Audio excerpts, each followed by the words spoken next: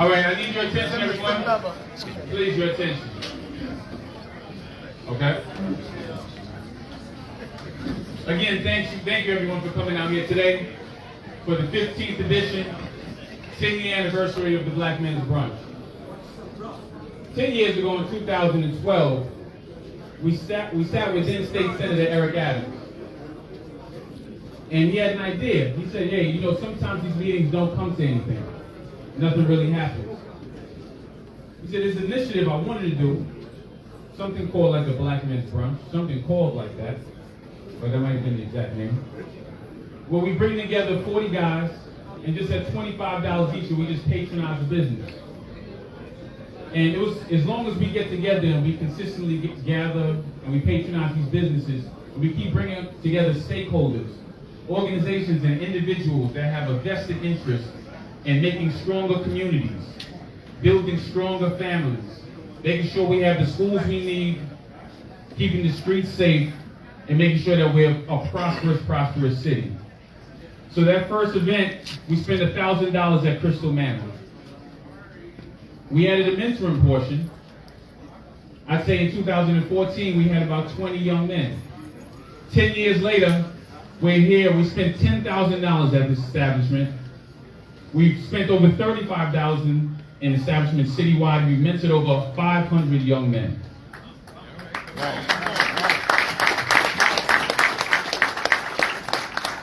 What's important is for things to work for the community. I always say I work for the population, I work for the city, I work for the youth that are part of our groups. But for us to be effective, we need to work with elected officials and city agencies that empower us to have these opportunities and access to bring back to our communities. And we were blessed enough to partner with someone in office that cared about the community before he became an elected official, before he served as an officer with the New York City Police Department. And now as the mayor of New York City, he continues to champion the city and champion the causes of the youth and the families that make up this great city. I bring to you now the mayor of New York City, Eric L. Adams. Thank you,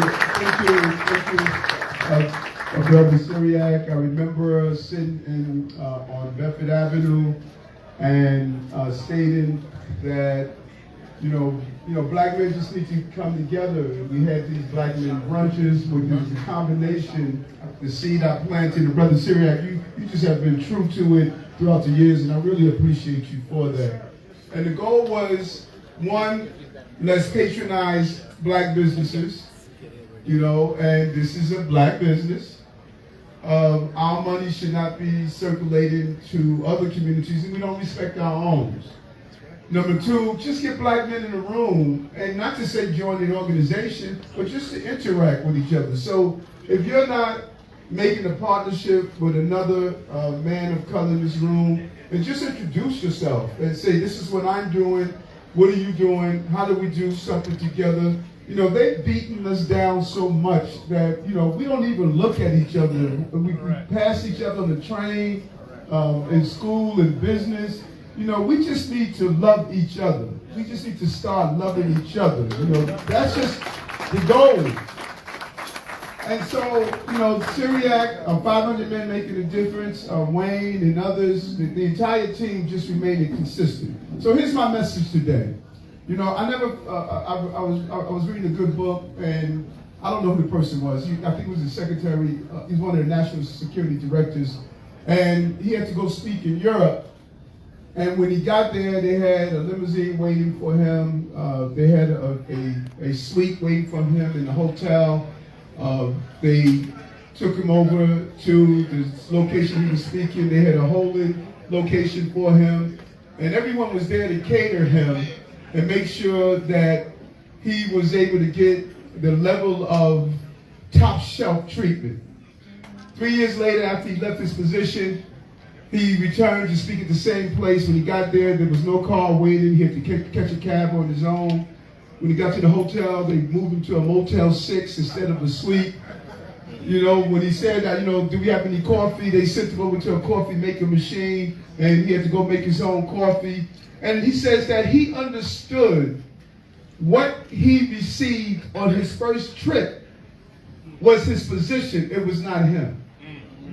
It was not him. So I don't get it mixed up. You see me on the train, you see me walking the street, you see me stopping, speaking with the elevator operator, the waiters, the cooks, the messengers. You see me stand on the ground because a lot of the love that I'm receiving citywide, it's not loving Eric, it's loving this position. That's all it is, it's loving the role of mayor. And when I leave the role of mayor and go back to being Eric, people are going to treat me in the same disrespectful manner that they treat you in. And so, I don't want all this glamour. I don't need a lot of security walking me around. I don't need people holding doors for me. I don't need people to bring me my plate. You know, I can swipe my Metro card. I can get on the train. I want to stay grounded, rooted, and focused. So when this is all over, this run is over, I can just go right back in the hood and just do the things that I've always been doing. That's it. That's it. You know, my name is Eric. Yes, sir. All that Mr. Mayor BS, I don't need it. My name is Eric. That's all I am. I am Eric. And so this is a serious moment for black men. A 3-year-old baby was shot. We don't have the luxury to be debating with each other. I'm just blown away at all the people that have the time. You know, Pastor, I can't even find time. How do people find all this time to be able to be attacking me? I just don't understand it. Negro, go attack those people who are shooting out children. We said, well, you know what? We don't like the shoes Eric is wearing. We don't like Eric is doing this. Well, stop. Stop. Do you know how many shootings that are currently happening in our community? An 11-month-old baby, 11-month-old baby shot in the head while she was sitting next to her mother inside the car. This brother walks out with his baby the other day, three years old, and someone discharged a weapon. A mother standing at the crossing the street with her daughter, 7 years old, and she shot. Come on. This is not who we are. And I know none of you in this room, none of you are committing the shootings. None of you. You are here because you want to build. You're bringing young people in here and we want to engage. But you are not only the choir, you wrote the song. We can't barely sing the song in the sterilized environment of our places. Because too many people are off key out there. They must be singing the same chorus that all of us are singing. We must be mission driven and focused. And ignore all the noise. Ignore all that noise. All that noise that people are constantly creating stories. They're creating stories. You know, Eric is going to bring back Stop and Frisk. Eric wants to bring back Broken Window. They're just creating stories. You know, I said, listen, write what you want, say what you want, do what you want. I'm the mayor. I'm the mayor.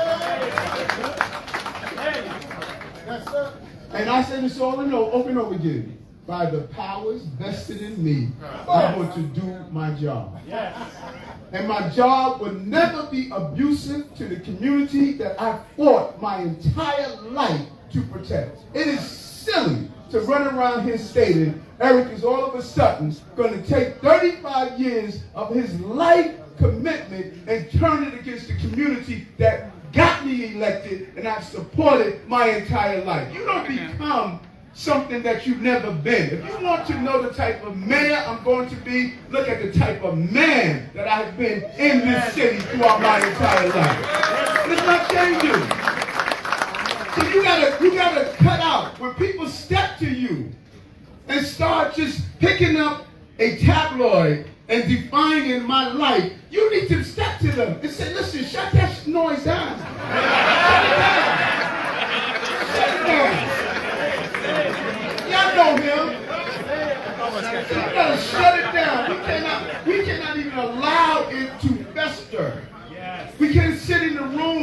when people are around at parties and baby showers and other conversations and start, just dumping on me. You can't sit in that room and say, listen, shut that noise down. Because we know that brother. And we know what he stands for. We know his commitment and dedication. We know what he put his life on the line for. I need you right now to turn down all of that noise that people are trying to get in the way of what I'm accomplishing. We got you, Eric. And not looking at the real record. My blueprint to end gun violence lead into the crisis management team, like A.T. Mitchell. I'm leading into foster care that people have ignored. I'm talking about $38 billion that we're spending a year, and 65% of black and brown children never reach proficiency. I'm messing with the paper of people who have been denying our community for so long. That's why I'm being under attack. I'm messing with their paper. So all of a sudden, I'm messing with their paper. They put a battery in some of your bats, and you running around like the Duracell battery attacking me without realizing that you're attacking yourself. Stop it. History has shown us what they did to King, what they did to Malcolm, what they did to Marcus, what they did to Omega. This is history. Are we going to live the same history, or are we going to define our own history? That's this moment. That's what Black Men Brunch is about. It's partnered with David Banks and the movement he's doing with black male educators and organizations. It's teaming together all of these groups that we have that are siloed. It's time for us to come together under one umbrella. You can be a Q. You can be a Mason. You can be a 500 men making a difference. You can be all of these different organizations and groups. No one is telling you to leave where you are.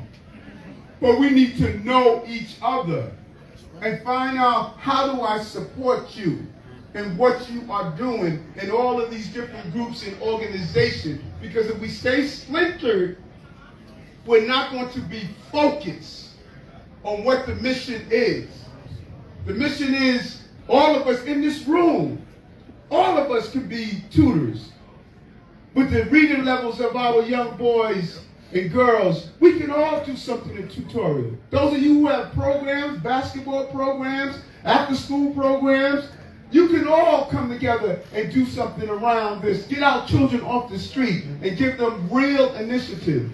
Teaching them financial literacy, life skills, how to tie a tie, how to shake a hand, how to sit down and negotiate a deal. We all got a role, because many of you are professionals, because I meet you and you tell me the things that you are doing. Let's be united around those things. Then let's elect the right folks. You know, Hercules Reed is running for assembly. Hercules, during COVID, I told my entire staff, you can stay home. Next day when I went into the office, Hercules Reed was in the office at the height of COVID. He says, I'm not staying home. I'm going to be in the street to help the people here. And I want to learn watching you navigate the complexities of this city. That's the type of leadership that we need. And as a young man that's coming up, this is the type of bench we need to be building for that real leadership for the future. And then the organizations that are here, as you move around the room, learn from them and ask, what are they doing? And then lift up our clergy leaders. But we don't have a better pastor in this city. Or I should say, we don't have, the pastors we have in this city are the best globally. And what we have at CCC, and Pastor Bernard is a symbol of the greatness of our clergy leadership throughout this city. This brother has went into community where it was devastating and looking to build a major initiative. And that church has had so many great leaders come out of it, and a symbol of what we can do. We need to lift them up and stop hating. No one gave him. He earned it from a little storefront to move into another level and then continue to expand. This brother got all our property over there. We should be leaning into how do we make sure that property is developed to the full potential that he wants to develop it. And all of our churches will have parking lots, air rights. We want housing. Let it go to our first faith-based initiatives that could have black contractors that can be part of the building and having affordable housing there. These are the things we want to do. So in my conclusion, listen, folks, we gotta get focused. Gotta get focused. There's a window of opportunity. And when that window shuts, you can't look back later and say, you know what, we should have, we would have, we could have. Now is the time. All those things we fought for, you have one of your own in City Hall. Unapologetically, one of your own. That's the key. I'm working around here, apologizing, I'm sorry, you know, don't know I'm the mayor or not the mayor. No, I'm clear. I'm clear.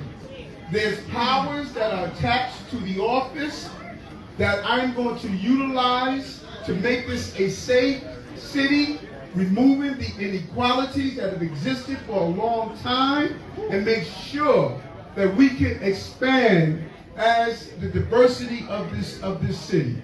And I'm focused. No distractions, no noise, and grinding. No one is going to outwork me. I'm not going to lead from the rear. I'm going to lead from the front. There are wartime generals and peacetime generals. We are at war with COVID, economics, crime, education, healthcare. We need a wartime general. I'm a wartime general. I'm going to lead my troops into battle. I'm not sending them into the war and say, how is the war? I'm going to lead them into battle. I'm on the front line. And I'm not afraid to be on the front line. Because no matter what people say, it's an Esther 4 and 14th moment. God made me for such a time like this.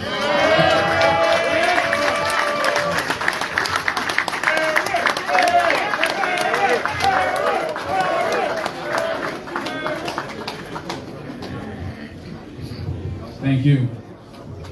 While we have our distinguished mayor here, we definitely want to honor the gentleman that we came here to really pay tribute to today.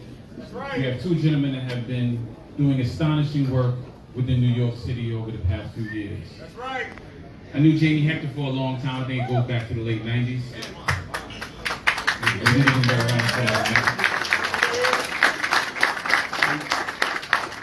Back then we were making music. And got to know the good brother. And I was not surprised to see that he showed his talents in a different world that was the acting world. Well, you guys warmly got to know him as Marlo on The Wire. But what you guys didn't know is the amazing work he did behind the scenes with an organization called Moving Mountains, along with Ali Roberson.